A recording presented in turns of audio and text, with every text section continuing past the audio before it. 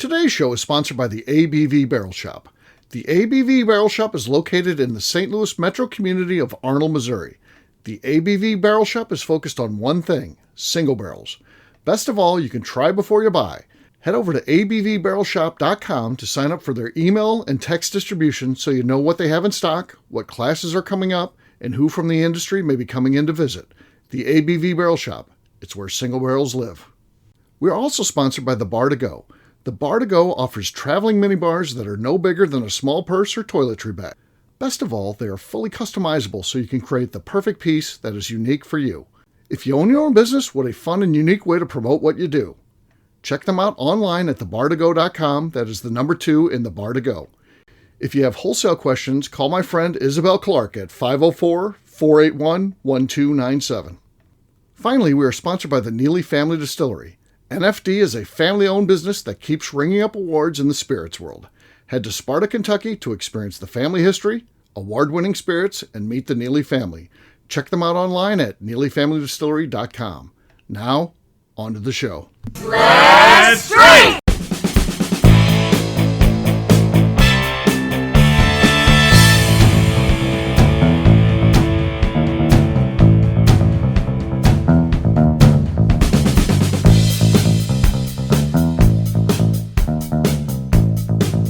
Welcome to the Bourbon Daily, the podcast about everything bourbon delivered to you every day of the week. Today on the show, we talk about the potential end of the allocated era in bourbon. My name is McNeil. Please join me in welcoming my co-host, Steve Akeley, along with our special guests, Kathy Cool, Katie Joyce, and Justine Mays. Hey gang, what's up?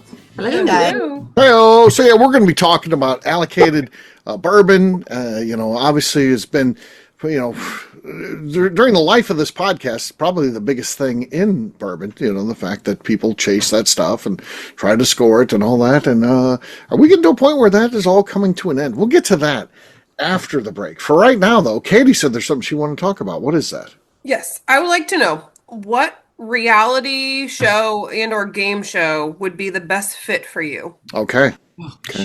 I know this one.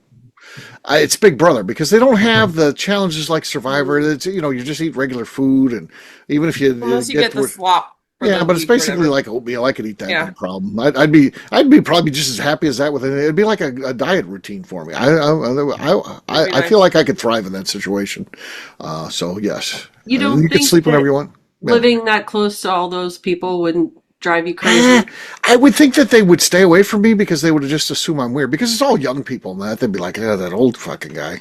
I don't like him. So I'd probably end up on my own, and I snore. So then that would mean that they'd, end up not wanting to be in my room, because they put you, everyone's like 4 They in a vote you bedroom. they like throw the competition for you to be head of household so you can be in a room on your own and they can get some sleep. I feel like, but I feel like they would carry me along. Like, everybody would be like, hate me, but they'd be like, well, this guy can't win at the end, and I can beat him in the end challenges and all that. So they'd carry me to the end, and then I would rise up and win like the last competition. In my mind, this is how the script plays out. I win the last competition, then I go to the end, and they still don't like me, but then they're mad at the other person because there was an incident with them that gets them cut loose. That's how I end up against them or whatever, and then I win the whole thing. So yeah, that's how I go on Big Brother, and I win the whole thing. Honestly, I can see that happening. Absolutely. I see it. And with a plan. He's going to be fine. Yeah. I think you'd be highly entertaining on there as well. I think I would be. I would be. Yeah.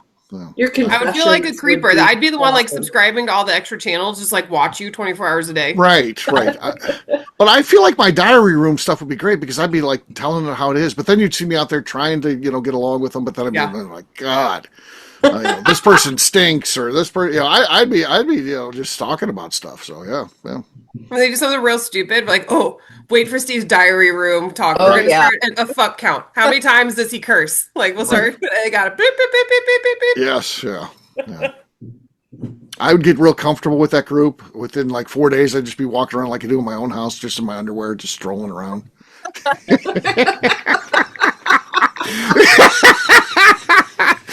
Like, what the fuck? Like all the channels would have to pixelate, Steve. I'm pixelated. That would be my dream, to be pixelated on national TV. I finally realized my dream, lifelong dream. So, like, Steve, please report to the diary room. They're like, look, man, There are cameras everywhere. You're like, yeah, well, I don't care. They're like, will you please remember that there's cameras everywhere? We're spending so much time blurring you out. Yes, they have to hire someone whose job is to pixelate me. So wearing ill-fitting boxers, nothing but a pair of ill-fitting boxers. And they're like, oh, don't sit down with your legs crossed, Mr. Akeley. Honestly, you'd be a gold mine for them. Oh yeah. I think they're very torn about like get him off here as soon as possible or keep him for the whole season. Right. The producers would be like, well, the guy's gold on the show. Don't vote him out. Yeah. Torn. Yeah. Anything they do, though, I wouldn't be any good at. I mean, there's one where you have to, it's like you got to, climb up with a rope. I can't, I'm too old, too fat to be doing that kind of shit. I'd just be the first one out on that. I'd just be an OTEP or whatever it's called. And that could be your bit, though, is that like you look at the thing and then you walk away and suddenly you've got like a rocks glass in your hand and you're just sitting to the side drinking. Like you find some prop on the scene that they set up and you're just like chilling with it, drinking, watching them. Yeah. So yeah, that Big Brother would be for me, for sure. All right. Justine, what would be your show? So my show would be The Traders, but since they only basically have like reality people on there, I would go on Survivor first so I could be on The Traders. Survivor first, get voted out instantly, and then go on there. I don't think I know Traders. What is that? Traders is so good. It's so good. They put all these people in this mansion and they turn on each other. It's so good. And Justine is so unassuming. She's going to fucking win because nobody thinks she's going to be vindictive. But do they have competitions? Is it like Big Brother or just with people that have played on? Yeah, they have. But they have some like challenges and stuff like that, but nothing like super. Well, I guess the one time they did have to like jump out of a helicopter into a pond and then swim to something. So yeah. I mean, Traders is what is that one? Is it Hulu? Oh, it's TRAITORS. I was thinking TRADERS. I was like, what are you trading? I don't get it. I understand now. Okay. Oh, she gets it now. Right. Yeah. All right. KK, what would be your reality show? The Real Housewives of Florissant? That's it right there. That's the winner. I don't think I'd like that.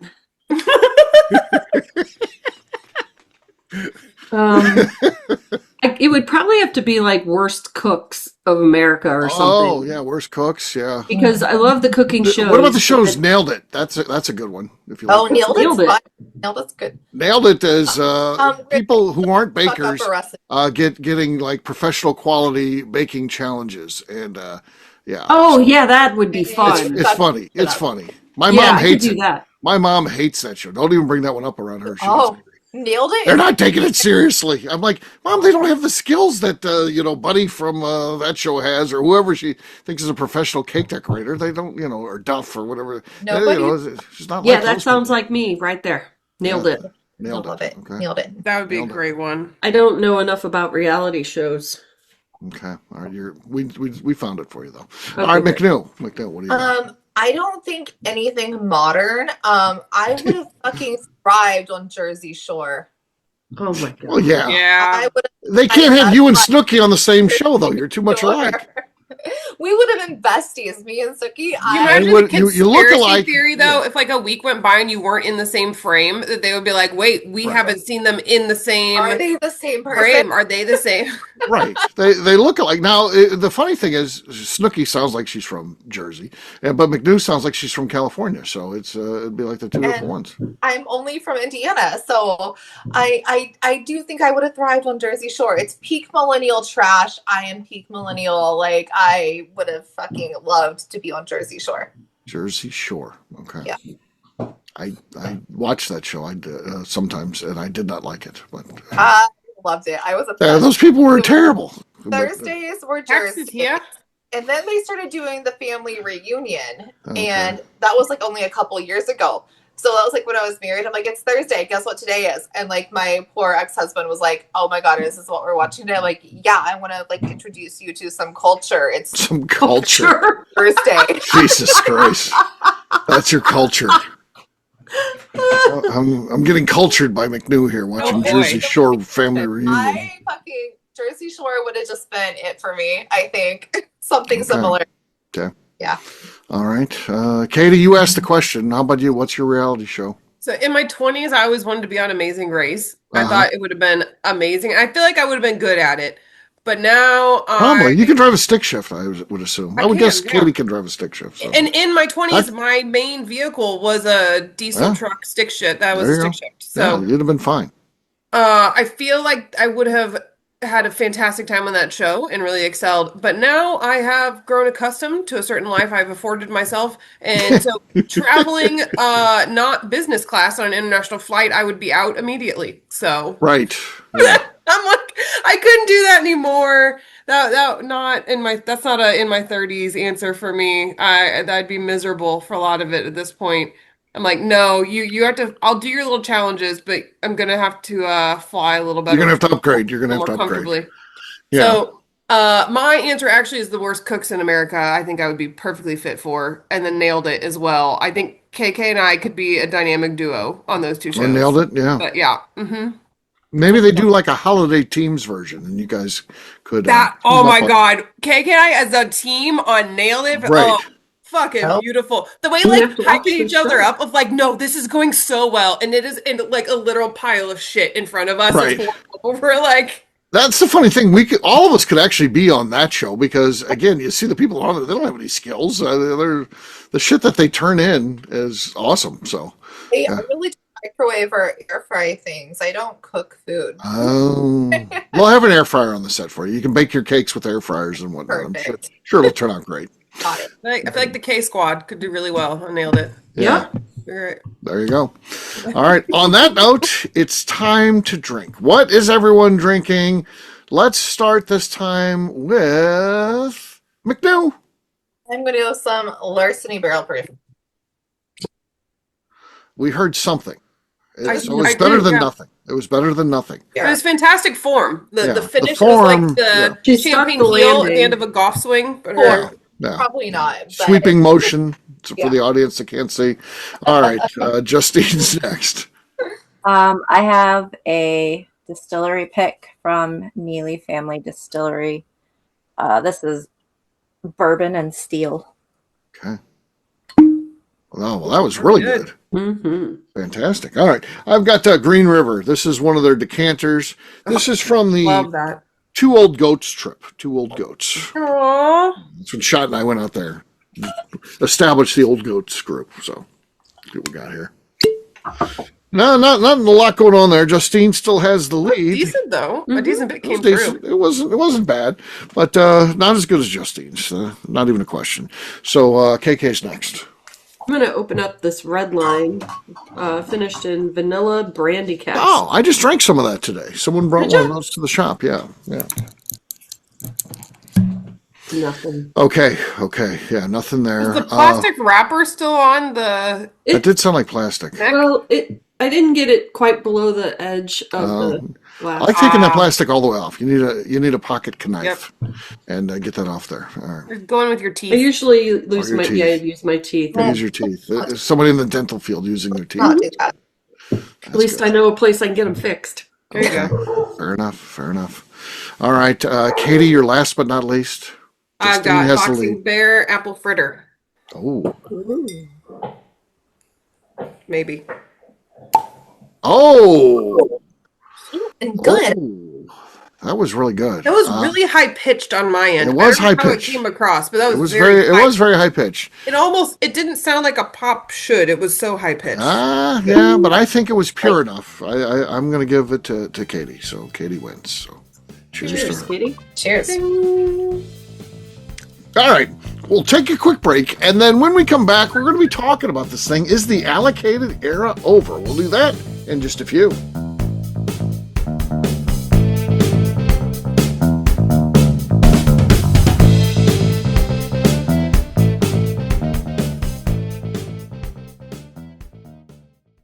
Okay, let's talk about the people that make these shows happen. First up is the Stave and Thief Society. Via their in-person class at Moonshine University in Louisville, Kentucky, the Stave and Thief Society is the place where you, a bourbon enthusiast, can expand your knowledge and emerge an executive bourbon steward. In 2017, I completed my executive bourbon steward certification. It's the most comprehensive bourbon certification available and connects you with an expansive network of bourbon enthusiasts and professionals. Check out the full listing of in-person and online certifications and join the society today by enrolling at staveandthief.com. Speaking of executive bourbon steward certification, the ABV Barrel Shop in St. Louis, Missouri has developed a unique partnership with the Stave and Thief Society to offer a preparatory class to assist you in getting your executive bourbon steward certification. This prep class costs only $25 and is available to take live or online via Zoom. Graduates of our class receive a coupon code good for 15% off your executive bourbon steward certification held in Louisville, Kentucky. This saves you almost $90. Additionally, you can collaborate with fellow attendees to split travel costs when you go to Louisville. If you're interested in signing up for the class, simply head over to abvbarrelshop.com and check out the classes and events page. Last but not least, we are sponsored by Neely Family Distillery. Royce Neely is the 11th generation distiller in one of America's oldest distilling families. A visit to Neely Family Distillery takes you through family history, where you can see all the artifacts and newspaper clippings through the years from this family that started distilling in America after James Neely arrived from Northern Ireland in 1740. Today, Royce Neely and his team are crafting some of the best spirits in America. Their bourbon and absinthe offerings keep winning top honors in spirits competitions. Recently, their absinthe made history as the first platinum winner in the absinthe category at the San Francisco Spirits Competition. Neely Family Distillery is definitely a bucket list destination if you are a bourbon fan. Learn more about their spirit offerings, visiting their facility, and the awards they have collected over at NeelyFamilyDistillery.com. And now, back to the show.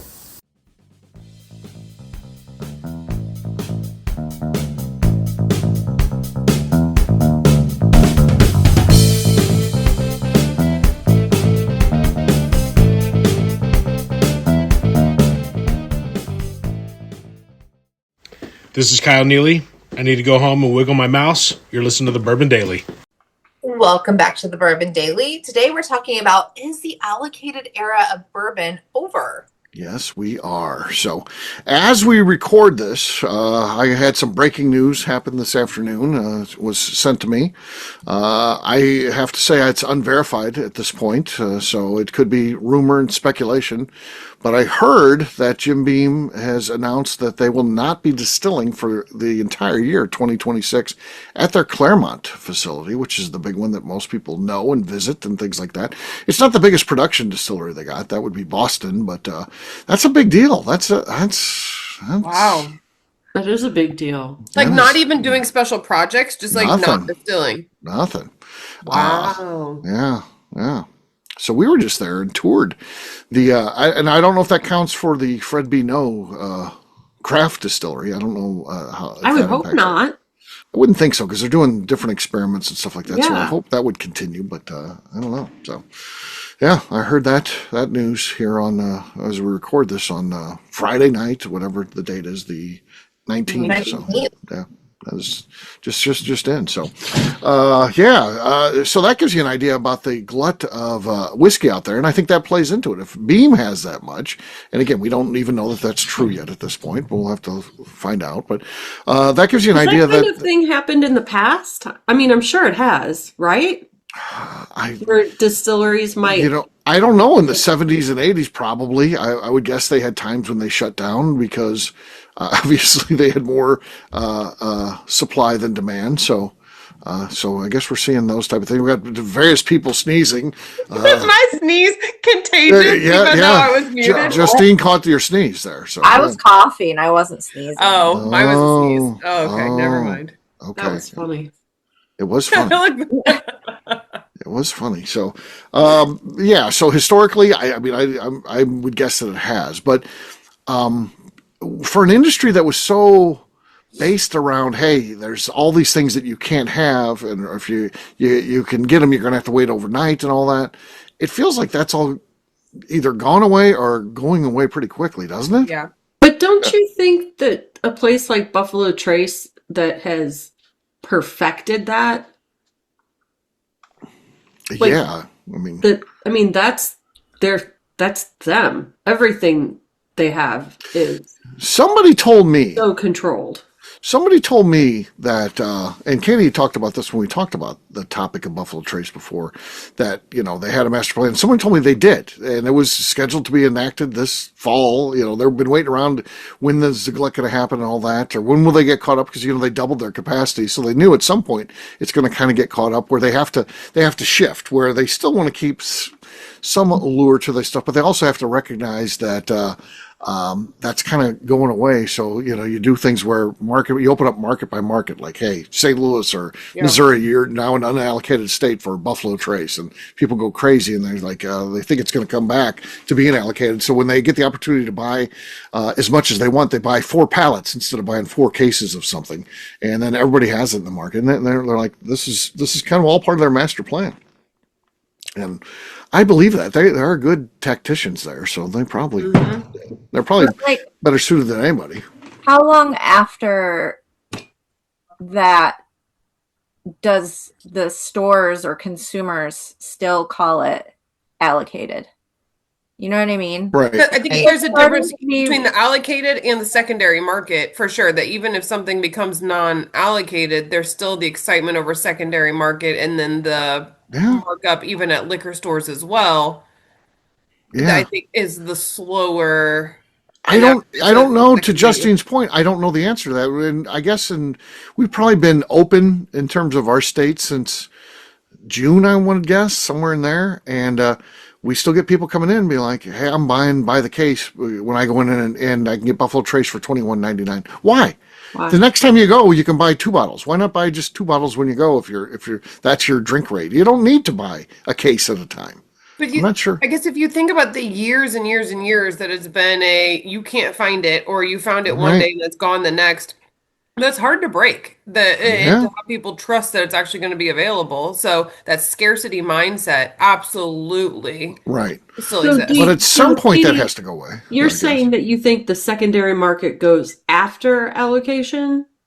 Yeah, so I think the markups by liquor stores and then secondary market, I think, are going to be slower. So they're still going to be in place even with less allocated releases. Mm-hmm. I would think the secondary market would be the first to show weakness. No? Which it has. There has been a reduction in secondary market in quite a few. Yeah. I think, what was it? Someone was talking the other day, I think Shop was talking about Elmer T. Lee bottle that was like now half price of what it was just like a year ago on secondary. Even I had friends today just message me. They were at Applejack liquor store in Colorado, and the prices that this place had was ridiculous. So they had a lot out, but they were for the E.H. Taylor barrel proof $260. That felt high to me. The Eagle Rare, just the 10, was $70. Yeah.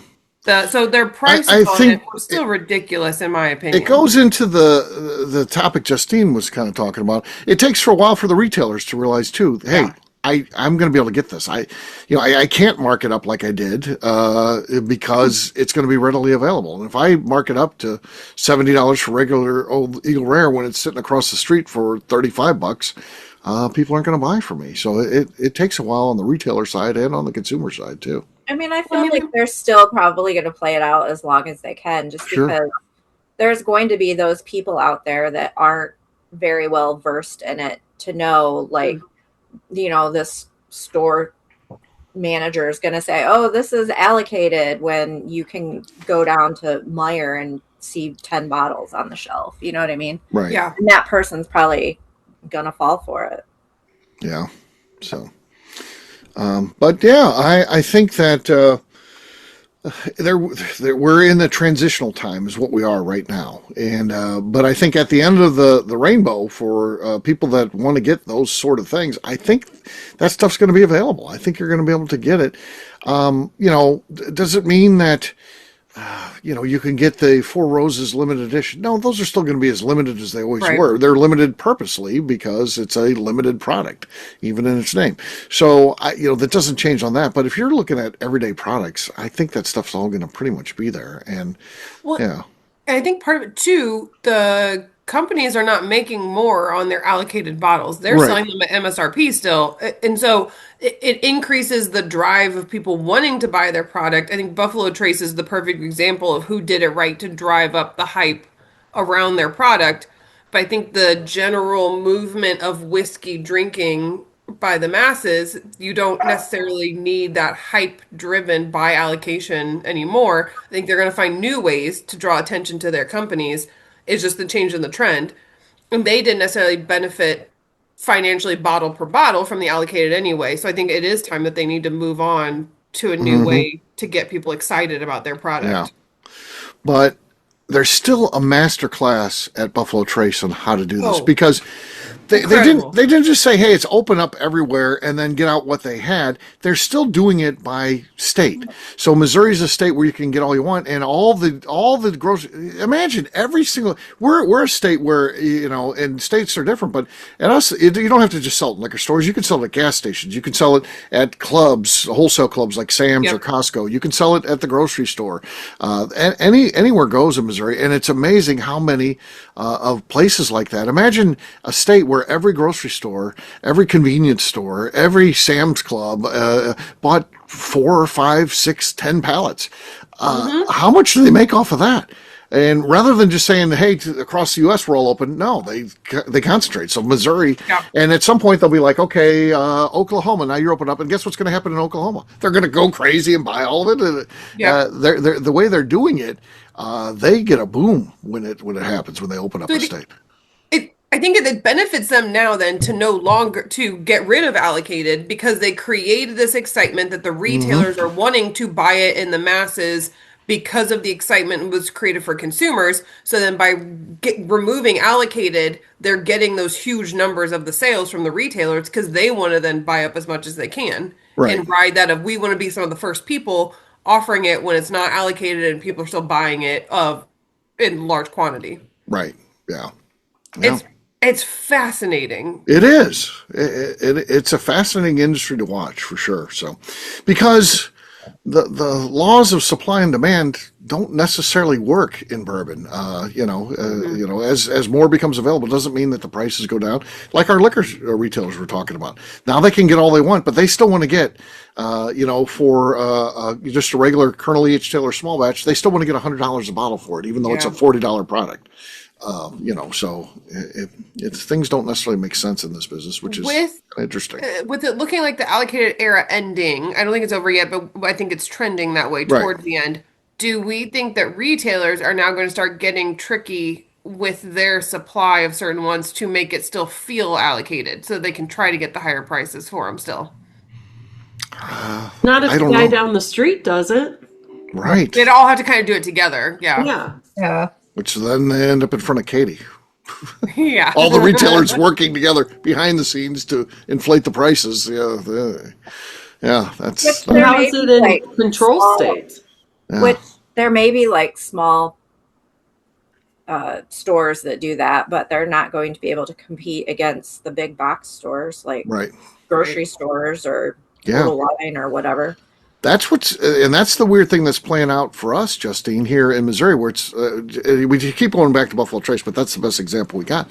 And those type of stores, they're selling it for like $17.99 or $18.99, and the regular liquor stores are like $21.99. Well, if you can buy it for $17.99, well, you might go the extra mile to go to a wholesale club type of place because I guess they take the thinner margins trying to make everything up on volume at those places. I will say some of our smaller stores in the small towns I go to still have it close to 30 for Buffalo Trace. So Yeah. I have not seen a big difference in their pricing, Yeah, which has been interesting. yeah, Yeah, it's about 27 here. Like even like the small local stores is 27 okay, ish, 30ish. 30-ish. So, yeah. So, I think the consensus here, there goes Katie again. Justine will be going in a second here. I feel like allocated era is, again, to Katie, what she said, it's not over, but it's ending, and things are changing, and we're going to see that continue to change. So what's next? Well, we're going to talk about that on the next show. So you'll see that popping up on your feeds where we talk about. Have your Swifty style gear of in my allocated era. Make sure you get it now because we're getting towards the end of it. We should make friendship bracelets that says in my allocated era. Oh my God, I kind of love that. Okay, that'll be a new thing. We all have to have those. So yeah. Yes, so, of course. Sell them at the shop. They'll be for sale at the ABV Barrel Shop. Come by the barrel shop. We'll get you set up. So there you go. Katie will sell it to you because she works there a lot these days. I love the list, by the way. That was hilarious. That was Shot's idea. It was fantastic. That was a great one for sure. It's an official list too. So I like the little disclaimers too that are next to people's names. Oh yeah. And then like Shot's suck up attempt. Right. It didn't work with Becca, so yeah, but he tried. All right, well there you go. On that note, we're going to wrap this one up as we always do by talking about where people can find us. Katie, we'll start with you. Where can people find you?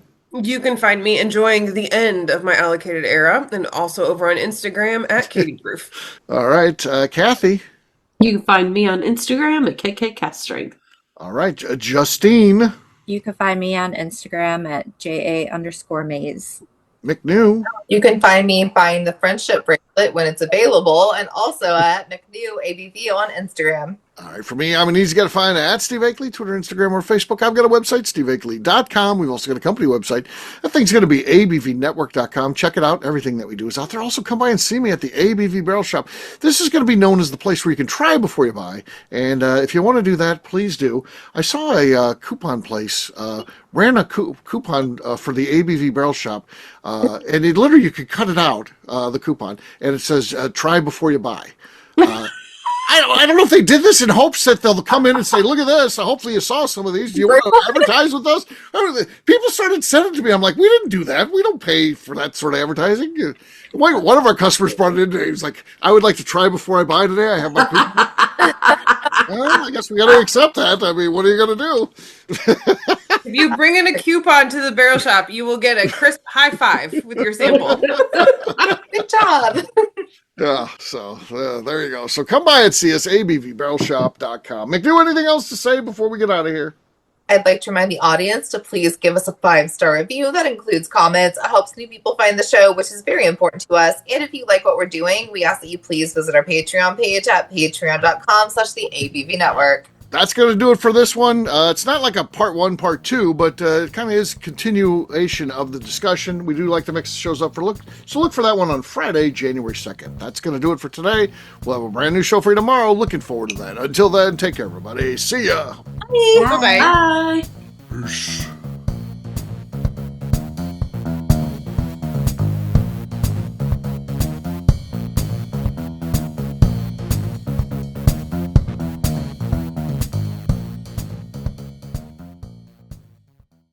Before we let you go, let's talk about one last thing. The ABV Barrel Shop in the St. Louis community of Arnold, Missouri. The ABV Barrel Shop is focused on a couple of things. First of all, single barrels.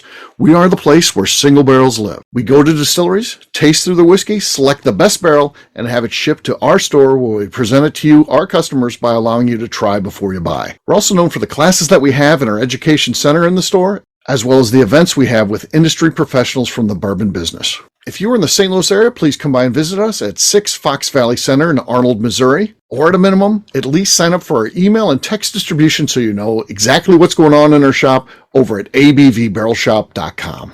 This is Steve Akeley, owner of the ABV Network, signing off. We thank you for listening to our programming and truly appreciate your support. The Bourbon Daily is part of the ABV Network. For more information or to become a sponsor, please visit abvnetwork.com. Thanks for listening and cheers. This has been a Steve Akeley production.